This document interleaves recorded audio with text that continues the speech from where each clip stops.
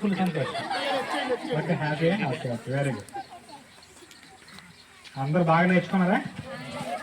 నేను నేర్చుకోలేదన్నా చెప్పగలుగుతుంది సార్.